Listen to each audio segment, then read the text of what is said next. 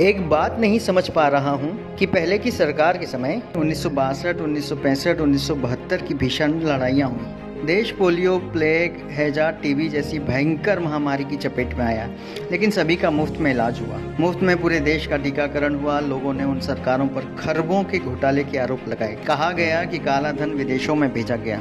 कथित भ्रष्टाचार की खूब चर्चा रही। बावजूद इसके देश में बहुत सारे सरकारी कारखाने व कंपनियां खड़ी हुई। सरकारी अस्पताल, सरकारी कॉलेज, सरकारी स्कूल बने। सरकारी नौकरियों में कोई कमी नहीं रही।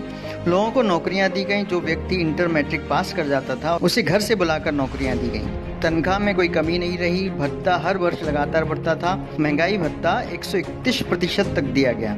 सबसे अधिक वेतन वृद्धि छठे वेतनमान में मिली। सरकारी कर्मचारियों को पेंशन दिया जाता था। देश की जीडीपी 10% से ऊपर थी। आखिर तमाम घोटाले और भ्रष्टाचार से घिरी सरकारें यह सब कैसे कर लेती थी, जो दिव्य महापुरुष की सरकार नहीं कर पा रही है? जबकि वे विदेशों से काला धन वापस ले आए। नोटबंदी से भी देश का काला धन वापस आ गया। जीएसटी से सरकारी खजाना भर गया।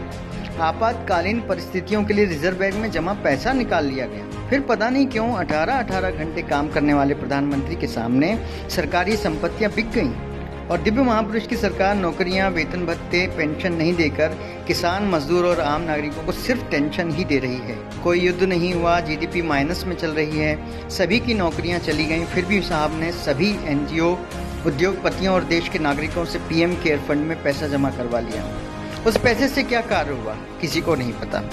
देश में बड़ी अजीब स्थिति बनी है। अगर कोई सवाल कर रहा है तो उसको पाकिस्तानी या देशद्रोही बोला जा रहा है।